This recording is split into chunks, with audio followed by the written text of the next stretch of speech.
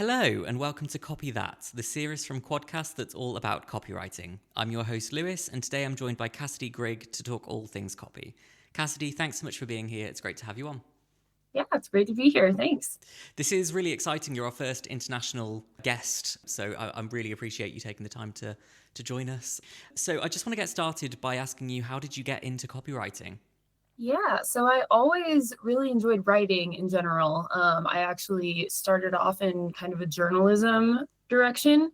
When I was in high school, we had a yearbook in high school, as a lot of schools do, but it was weirdly intense, and we took a lot of pride in it, and we competed nationally and got a bunch of awards and stuff. So it was definitely that started off my passion for like, oh, this can be something that's not just a creative thing. This can be a career. People actually take this really seriously. So yeah, that kind of launched me into, in college, I thought about doing journalism, but it was a very cutthroat type of industry from what I was seeing while I was getting into it. And so eventually I ended up landing a content marketing internship, and it was I felt like social pressure. I should probably do an internship at some point. And I just went for the first one I saw, and it turned out being very, very interesting. And I had never really been in the marketing world before. And so seeing how the creativity kind of combined with the strategy and left, right brain both working together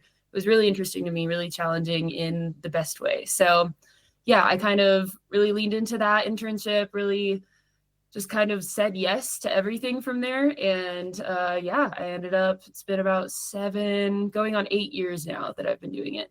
That's amazing. I really love your say yes attitude towards it, because you never know where you're going to end up if you just keep saying yes to all the things that sound really exciting. Even if they don't sound exciting, just do it.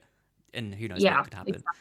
So I'd You love to never know, know. what do you do now? Do you work freelance? Do you work in-house somewhere? What do you do? Right now I'm working freelance. Yeah, I spent a big chunk of my career working in-house for a SaaS company, Hmm. which was great. But yeah, right now I'm in the freelance self-employment world, which is a totally different ballgame, but I'm loving it. Amazing. Was it quite a difficult decision to go freelance, or did it kind of seem like the obvious evolution of your career? Well, one part of it that was made for me is that my company went through a round of layoffs. So I didn't quite have the choice to move away from it, but I did kind of waffle in the middle of like, do I want to keep applying for full-time jobs? Do I want to focus on freelancing instead? And I ended up taking on a freelance client while job hunting. Hmm. And that's what kind of pushed me in that direction. I realized that that was more fun and fulfilling and exciting than really any of the in-house stuff that I had been doing before. So yeah, it felt very obvious once I started doing that. Before that, it was definitely a very panicky, like, oh my gosh, what am I going to do? But yeah, once I got my foot in the door, it was like, oh wait, this feels really right for me. Yeah. No, that's amazing. That opportunity to all of a sudden become your own boss after a round of layoffs, which I imagine was not a fun experience, is let's just do this. Let's just get on and create this opportunity for yourself, which is a really amazing experience, I suppose, in a way. Turn a negative into a positive. That's exactly what it was. Yeah, it didn't start out very fun, but as it unfolded, it definitely was an exciting thing to see and to experience. Yeah. So you mentioned that obviously you took on the internships, and that was the side of marketing that really that's how you managed to get your foot in the door with marketing. So I'm wondering, was there ever an intention to study formally, or was it more of a, I'm happy to learn on the job, let's just go for it? It was a little bit of both. In college, I was studying communication, which, I mean, I went into it knowing I like to write, I'm good at writing, and I don't know what to do with it. So this is the kind of degree you can apply to a lot of different things. Um, but yeah, we had marketing classes in school, and I took a couple of them, but honestly, nothing taught me even a fraction of what I learned on the job. So I think as far as writing as a whole, and understanding psychology and the way people think and retain information and exchange messages and change their behavior, a lot of that came from school and was really helpful kind of learning the science behind all of that. But as far as the really nitty gritty marketing skills that you learn on the job and apply as you go, that was very much in the weeds of it, was where I learned it. I was very much the same. I came out of university with a film studies degree, and I had the skills to be able to write something long form and be happy that that was going to be of a good quality. But actually, marketing, it was thrown in at the deep end. Good luck, Lewis. Have fun. Yep, that's real, Yeah, definitely. the struggle of that is 100% real. It's not always the most fun, but I think when you all of a sudden are trying to have to challenge yourself to learn all of these new skills, and even though you're able to write, it's learning to adapt your writing skills to fit a particular brand's sort of identity. It's a challenge, but worthwhile. Otherwise, we wouldn't do it. Yeah, definitely. And understanding that big picture marketing strategy is such a big part of making sure like what you're writing fits into that big picture. So yeah, it's definitely a learning curve at first, but I loved it, honestly. Yeah. So I'm wondering now, with your freelance work, are there any formats or platforms that you're really into or that you avoid entirely? Yeah, I think my favorites are websites and email marketing, are my two kind of specialties that I lean into the most. And I also dabble in LinkedIn ghostwriting and blogs and long form and case studies. So, but yeah, websites and email marketing are definitely the two that I get the most excited about and the most into. And as far as avoiding, I'm really not a social media person. I really try to avoid doing like Instagram, TikTok, Facebook, basically anything but LinkedIn, since that one's so text based. And so, there is visual involved, but it's very much focused on your message and your verbal personal brand. But yeah, as far as social media, it's a whole different ball game in my mind, and something that I enjoy learning about and observing and talking about. But as far as actually being the one to create the strategy and create the copy, it's a lot of moving parts and a lot of trickiness that I'm not quite an expert in the same way that I am with websites and with emails. And yeah, that type of messaging definitely is more exciting for me. Social media, I think each platform has its own specific sort of language anyway. And LinkedIn, I think, almost is, I've found it kind of the hardest to sort of master, because there's a certain professional tone that needs to come along with LinkedIn that I don't naturally have. I feel like I can be quite sarcastic in my just general day-to-day. I feel like doing podcasts, I'm able to put on a front, and I come across kind of hopefully quite professional doing this. But LinkedIn I struggle the most with, and it's normally like Instagram I find the most fun, because I'm able to put a little bit more of myself into that. So I'm wondering, do you prefer LinkedIn because you find it easier to adapt your own tone, or is it just it's the most work-related one and that's what you choose to focus on? It's actually an interesting point. Yeah, I honestly started leaning into it more because it was when I went into freelance, and it's like, well, I'm more familiar with Instagram and with TikTok and those platforms, but LinkedIn is where a lot of my clients are hanging out. And so I should probably start using LinkedIn more. And that's where it started. But I kind of, over the course of experimenting with it and just staying consistent with it, I realized how fun it is to kind of infuse your personality into that professional side of it. And especially the way LinkedIn is moving right now, it's becoming a lot more social and a lot more personal than it used to be. Yes. Otherwise, like, it would be very boring. Yeah. But yeah, I really enjoy kind of being able to take my own voice and personality and combine it with the topics I'm really interested in and kind of nerd out about, and be able to bring that into one. And I've noticed a lot of the people who are good at LinkedIn and who are the most successful there are the people who are personal and who don't shy away from talking about their own perspectives and experiences and using their own voice. So yeah, for me, that's what's made it the most fun, because on Instagram, it's very much everybody is being personal and having their own voice. And on LinkedIn, that's what makes you stand out. So it's kind of an interesting difference between the two. Yeah, it's that really interesting dichotomy of your personal on LinkedIn to kind of convey that you're more than just your professional life, whereas Instagram, it's more of a, I want to make you feel like I have the perfect version of my life. And Instagram is kind of it. I don't really know what point I'm trying to make here, but Instagram is like style over substance, whereas LinkedIn is substance over style. And then you try and infuse some style into it. It's a really interesting dichotomy. And I think that's why I struggle so much with LinkedIn, because I feel like I overthink what I should post and then I just don't bother.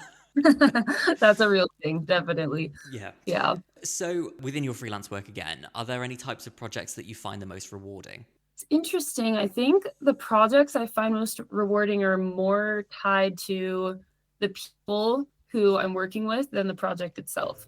So, for example, I've written a bunch of different websites for a bunch of different brands, but the ones that I've enjoyed the most are the brands who I really relate to their mission and what they're doing for their customers. And I also relate to their customers. The people where I'm their customer base is, naturally it's more fun for me to write and it goes very easily. But also the people who just have a very strong passion behind what they're doing. You can just feel that when you talk to them. And, I'll discuss a website with a business owner and you just see them light up when they talk about their mission or their audience or the messages that tend to resonate. And it makes the copywriting process so easy, because really what they say is exactly what should be on their website, because they know their business so well and they know their audience so well that it's so easy to take that passion that they show and put it into the copy without having to create it from nothing.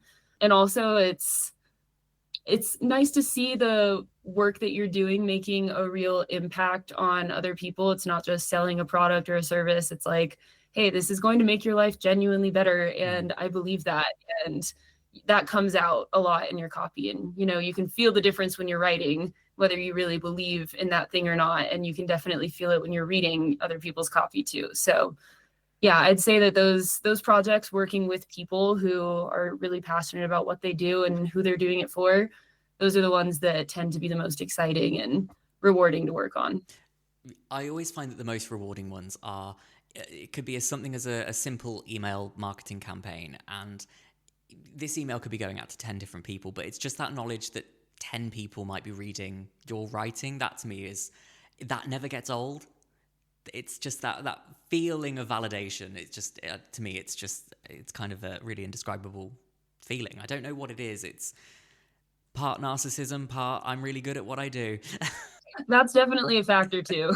That's just me talking, of course, though. So it's so when it comes to starting a piece, what's your process? Are you a planner? Do you just dive straight in? Do you like to storyboard? How do you get started? Yeah, I've definitely dabbled in all of those things before kind of deciding what works best for me. But I'm very much a planner. I like to do all of my research up front. I like to outline. I like to have a plan before I start putting words on the page.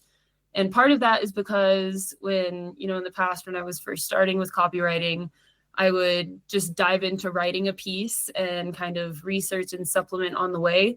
But I realized I started, I'd get off on tangents, or I'd come up with this great metaphor that I thought was awesome, but then it actually had nothing to do with what I was talking about. And it was easy for me to get distracted. And I definitely have the type of brain that connects weird dots sometimes and doesn't always, like, a lot of the times it leads to really awesome ideas, but sometimes it's like, okay, no, that wasn't really that's not what I was going for. So yeah, definitely having an outline in the research before diving into writing helps me make sure everything's focused. It helps when you're trying to have the right statistics and research behind what you're saying. I hate having to plug in information that I researched because I was looking for a specific nugget of information. I'd rather find the information and then write around it, because, it just feels more authentic. It's more honest. It's not cherry picking the information that works best with your argument. And so, yeah, I definitely like the way that starting with that and starting with the research and outline helps you bring that all together in a way that makes sense. You work in a very, very similar way that I do. I'm a planner, which then a lot of the time can turn into like chronic overthinker, and then I'll just tinker away with the plan until I feel like the plan is perfect, and then I'll start writing from there. But I find a lot of the time, if my plan isn't completely in place, I will suffer with like the most horrendous writer's block that I've ever experienced. And so how will you combat that? Is writer's block something that you experience? And if you find that the words aren't landing or they're just not coming to you in like a moment of clarity, what will you do? Yeah, that's definitely, I feel like that's something everybody, at least at some point, we all experience that. And it's so annoying. But there's almost like two different kinds of writer's block that I run into. One of them is just, you hit a wall and you can't figure out what you want to say or how you want to say it. And when that happens, I tend to, honestly, talking it out helps a lot. When I was working in-house, I would workshop pieces with my manager and we would both just sit and we wouldn't necessarily write the copy out loud, but we would just discuss the topic that the piece was about. And when you have those conversations out loud to a real person, the phrases and words and ideas that come up are so much more natural and real than the things that you think of when you're trying to write. And a lot of the times we would end up talking about something and halfway through the conversation, it would just seem obvious of like, oh, this is what we're supposed to say clearly. And now being a freelancer, I don't have coworkers that I can do that with. So I've kind of adapted it to sometimes if my husband's home, I'll talk to him, even though he normally has no idea what I'm talking about. He'll just smile and nod and he does great. Or like my dog if he's not home, or sometimes I kind of jump around ideas with ChatGPT too, if that's my last resort. But yeah, definitely turning it into a conversation instead of just me and the Google Doc. That tends to make the process a little bit more smooth. And then sometimes it's also just you've been writing for so long that you look at a piece and you know that you need to come up with something, but you've just been working on it for a long enough time that you're like, I don't even know if these ideas are good or not. I don't know if I'm making sense anymore. And when that happens, I just need to step away for a little while. And whether it's, if I have a longer deadline and I can take a whole day to let my brain take a break from that and come back with fresh eyes, or if I just need to go on a 10-minute walk around the block, like whatever it is, having that space definitely helps. There's nothing more intimidating than a blank Google Doc and just looking at it and like it as much as you stare at it, it feels like it's staring at you until you just, I don't know, until you feel like you need to go out and take a walk around. And I'm really glad to hear you mention that you'll bounce some ideas as a last resort out of ChatGPT. And so I want to get kind of into the meatiest part of this entire podcast now with the question that I ask everybody, which is, what are your takes on AI tools within copywriting? Yeah, that's such a loaded question these days. Yeah. I mean, I don't think it's evil to use it or to not use it. I'm not on either of those extreme ends of the spectrum. I think it's a great tool to use while you're writing. And if you rely on it too heavily, then it's kind of too much of a good thing, like a lot of things in life. But yeah, my take on it is that really it's, as long as it's adding to the way that you are creative and incorporating your original ideas into your writing, then that's great. But once it starts replacing the creativity and the originality and that human connection element, then it starts to become a bad thing. And it starts to take away from, both your skills as a writer on the selfish end. It kind of makes you forget how to connect with people in the way that you write. And it's easy to just offload your thinking to ChatGPT. And before long, you're like, wait, this is harder than it used to be to write without this tool. But then on the performance end of things, if you're relying too heavily on ChatGPT, it's like by definition, it doesn't create anything original. It's pulling from other ideas that already exist. So definitely on the external end, on the performance side of writing and getting the results you want and connecting with the audience you want to connect with, there's always going to be a limit to how well AI can do that as a replacement for a person. But I do really appreciate using it as part of the process as a tool, which is a totally different conversation than using it to just replace the thinking side of writing. I look at it more as tool rather than replacement in the same way that you do. And I think I've landed at a place with it now where I've kind of left this place of like abject negativity about it and kind of landed somewhere in the middle where I think, yes, it can be amazing for researching and for bouncing ideas off of if there's nobody there. And sometimes I feel like it's able to, if I don't quite know how to really verbalize my idea, it will help me just put that into words so that I can then really take it from there and run with it. But it lacks the nuance that it needs to be able to write something appealing, entertaining, engaging, etc., etc., etc. It's not something that could ever replace the quality of a human writer. And yes, there are, not every piece of copy that a human writer makes is always going to be absolutely fantastic. But at least there's going to be that element of, this feels original, this feels creative, this feels like it was written by somebody with lived experience, rather than this feeling like something that was written in a very clinical, very generic, very cold fashion, because that's what AI-generated copy ends up feeling like a lot of the time. There's so much that can be said around AI and creativity, and I think doing this series has been really enlightening for me to kind of get freelancers' perspectives, because it's so much shared with me working for an agency, and obviously, I mean, you yourself in America as a freelancer. It's really amazing that we're completely different places in the world, and yet we share this very, very similar opinion as writers on this tool. So I would love to know if you see copywriting evolving over the next few years, whether we need to adapt to these tools, or whether we need to learn to embrace them within our writing, or whether this is like another passing fad in this industry that will fade away eventually, and the prevailing thought will be writers shouldn't use these tools. That's a good question. And I mean, I don't think AI is going anywhere. I think it's going to stick around. It's going to be a part of our normal daily life with work, especially in the marketing and copywriting industry. But I think that it is going to kind of even out over time. So, people jumped on it. It's been this huge, novel, exciting tech that we've never had before. And I think that it's been a bit overblown to start out with. And people are starting to right now sort of realize that. And businesses are scaling back, saying, oh, wait, maybe we do need some copywriters in the mix, and kind of seeing what happens when you commit so hard to relying on AI that you don't get the same kind of output that you get when you have humans in the mix as well. But with that said, I think that it's still going to be a part of life, and we're still going to use it as a tool. And I see it as being more about efficiency than about creativity or coming up with ideas. It's more, it helps you come up with ideas faster. It helps you refine your creativity and your pieces more. And it helps replicate things that you've already created.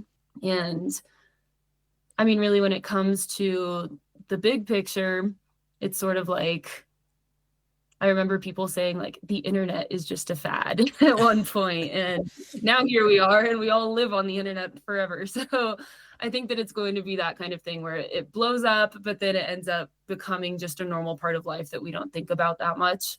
And I think that the direction businesses are going right now, as far as hiring and their workload and how they're handling their copywriting and content, I think it is shifting back in the direction of human content creation, where people want writers and content creators who can work with AI and who can be efficient with it and use it to make their work better and make it faster. But they're not looking for people on either end of the extreme sides of the spectrum. So we don't want people who are 100% reliant on AI. And if ChatGPT goes down for a day, they just feel like they're stuck.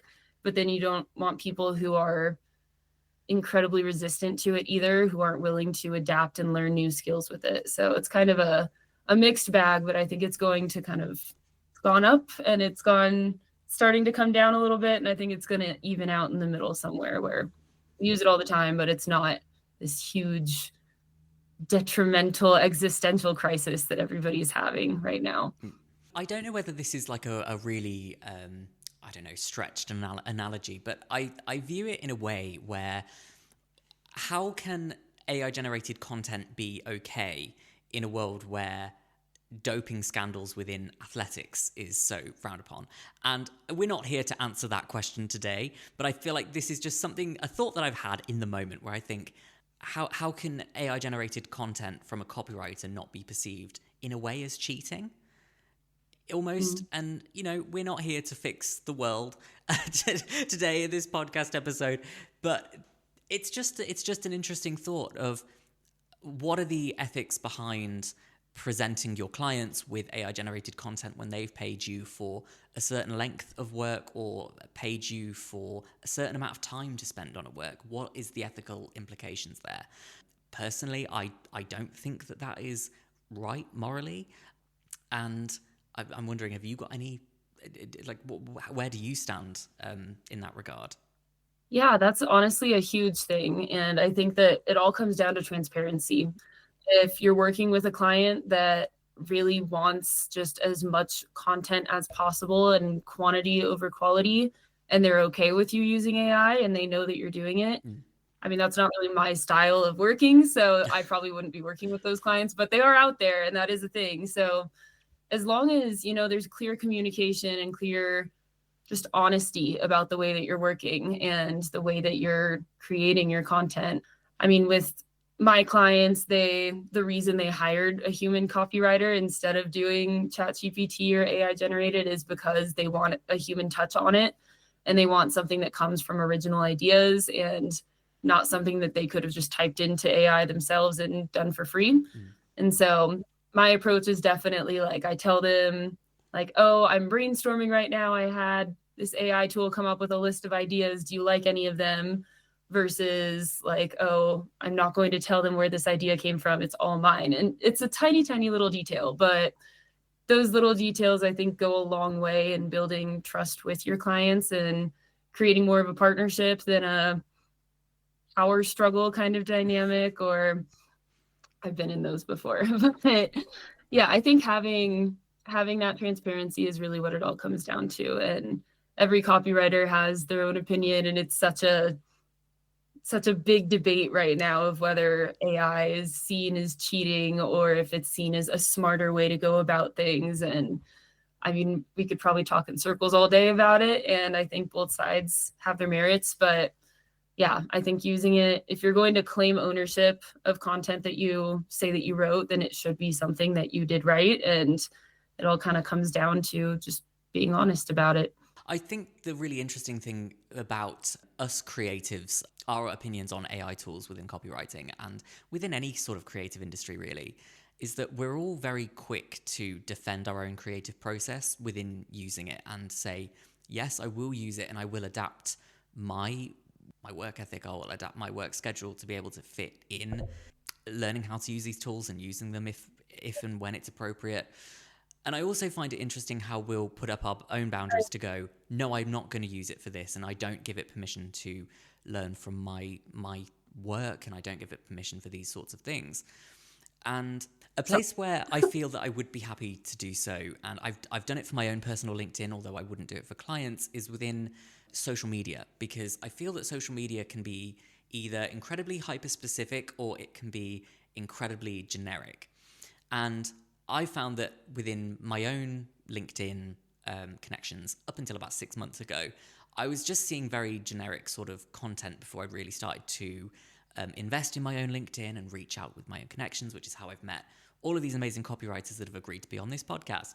And I've got no issue with personally using AI-generated content for my own LinkedIn, because I just want to be able to get content out there, make sure that my presence is still there, even with that knowledge that it's not been written by myself. I can still try and imbue some personality into it and just chop and change little bits here and there and make it, make it more personal to me.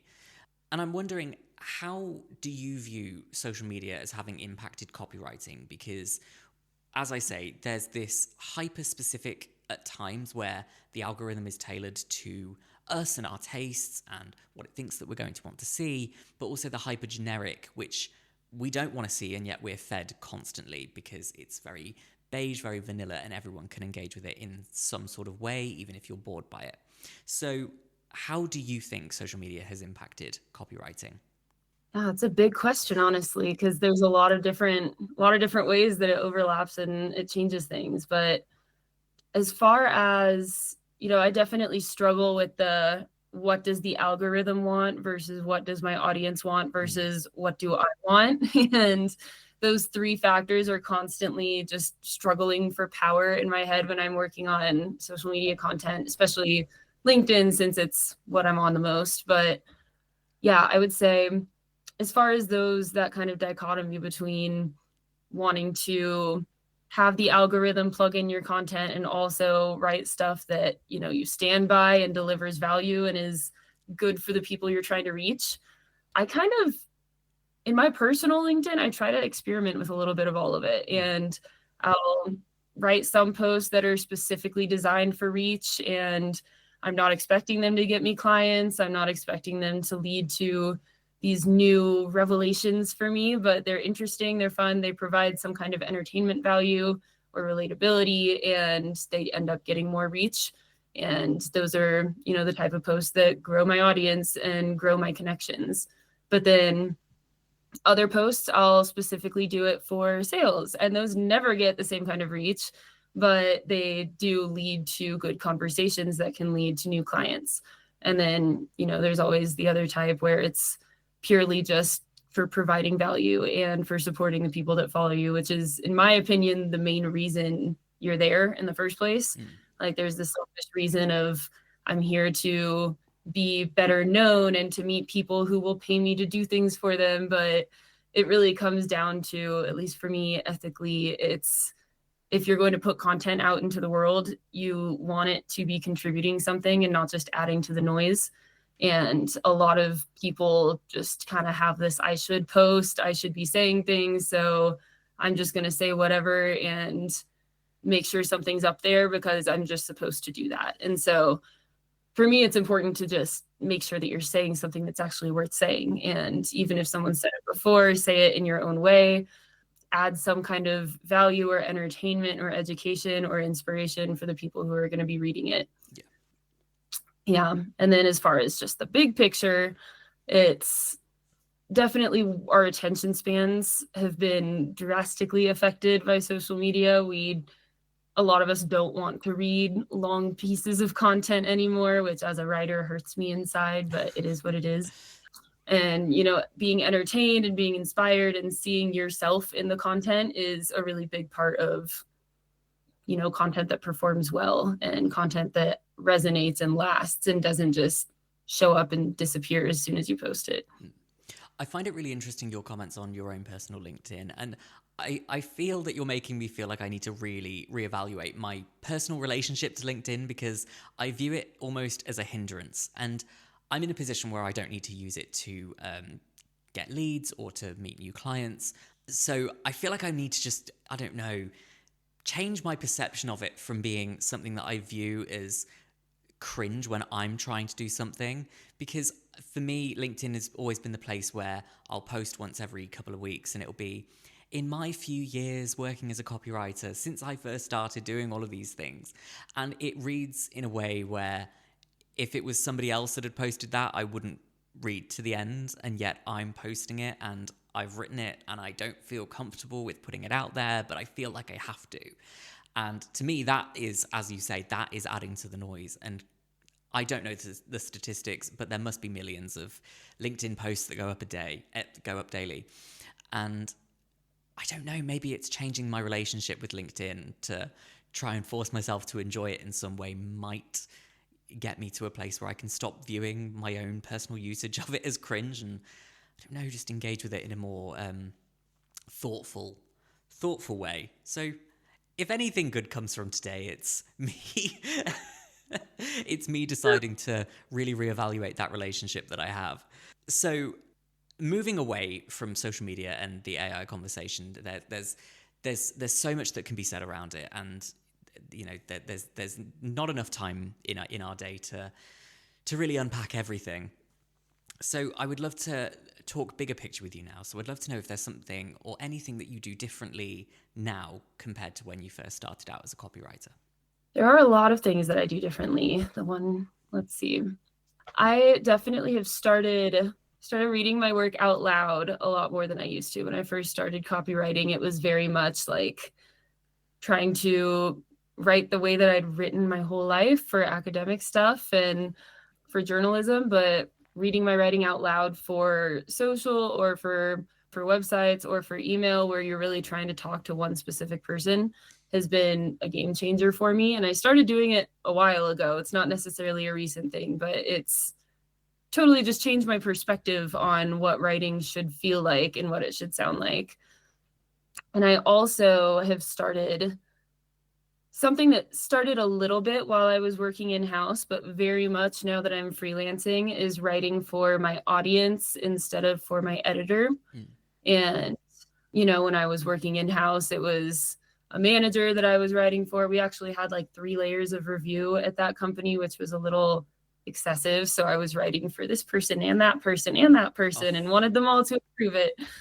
So that's a whole other conversation. But now as a freelancer, it's tempting to be able to, you know, just focus on writing stuff that makes your client happy and stuff that they would want to say. But while that is important, it's also equally, if not more important, to write for their audience. And so I start out my client relationships kind of telling them up front, like, I'm partnering with you, I'm in this with you, I want you to succeed. But with that said, I'm not writing for you. I'm writing for your customers, and they're my audience and you're not my audience. And so making that distinction up front, honestly, usually is a good thing in their eyes. They see it as like, wow, she's serious about this. She's not just trying to take my money, and she knows what she's doing, and she's trying to really connect and make a difference in my audience. And so most people see that as a good thing, but it's also kind of, if they don't see that as a good thing, it's made me realize maybe at the beginning, this might not be the best fit, because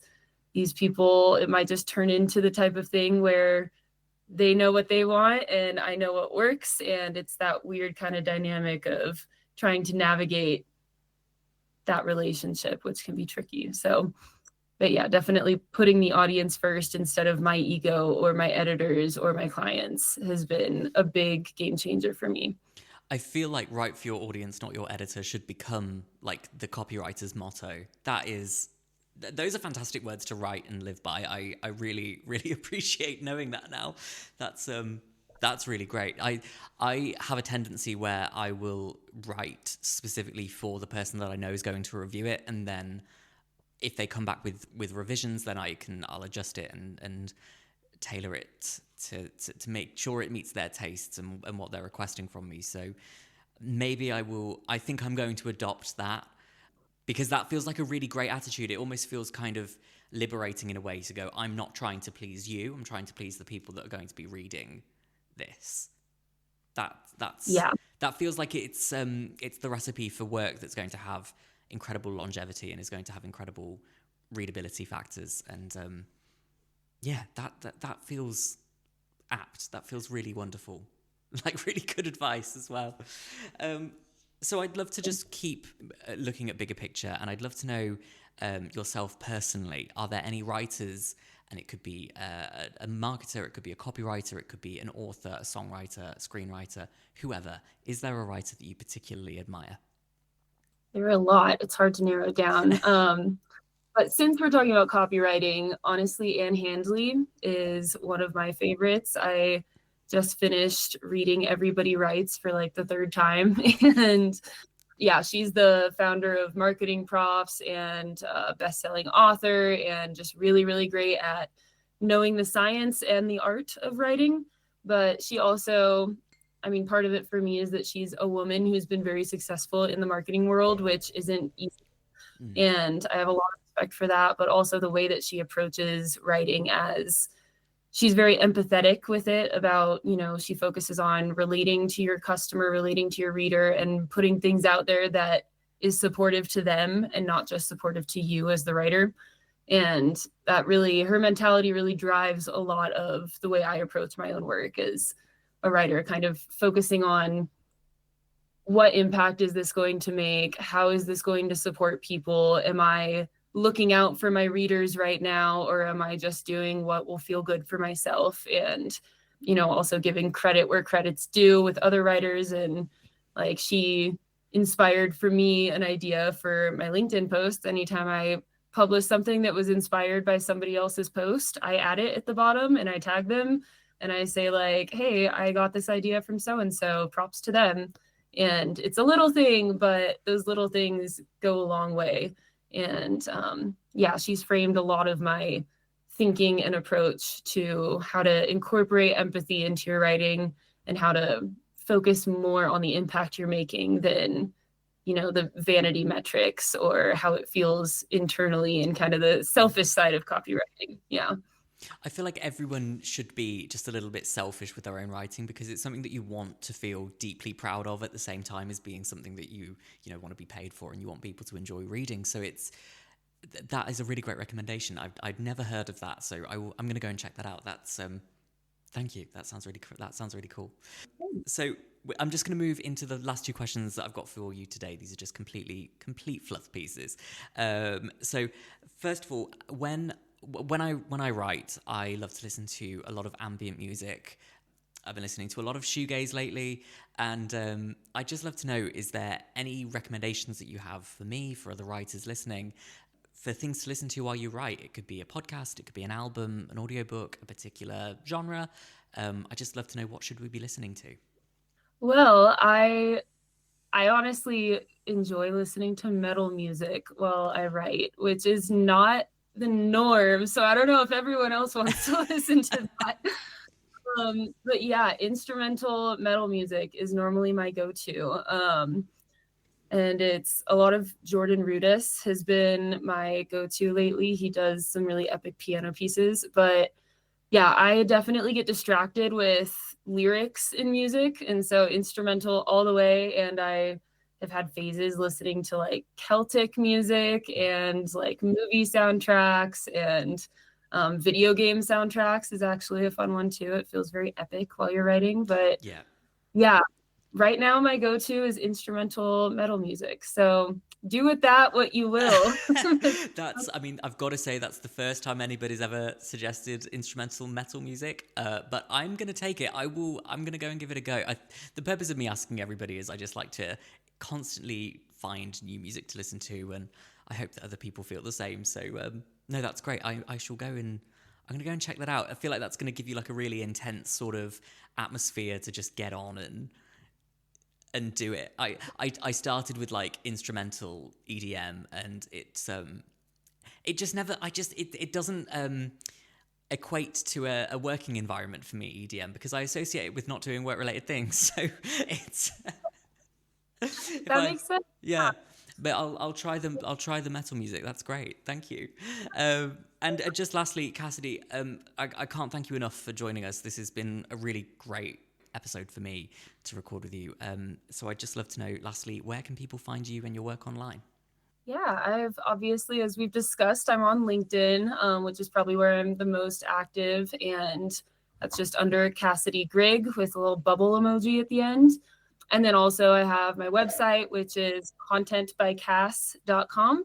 And I have a newsletter on both of those that's called Sloppy Copy. That's about, the messiness and the unpretty side of copywriting and content creation, and kind of just sharing the vulnerability and embarrassing sides of it so we can all relate and commiserate and be inspired together. So that's linked on both my LinkedIn and my website. Yeah, those are the two best places. Amazing. Once again, Cassidy, thank you so much for joining us. I really, really appreciate you taking the time out of your morning to be here. And and thanks everybody so much for listening, and we'll catch you next time.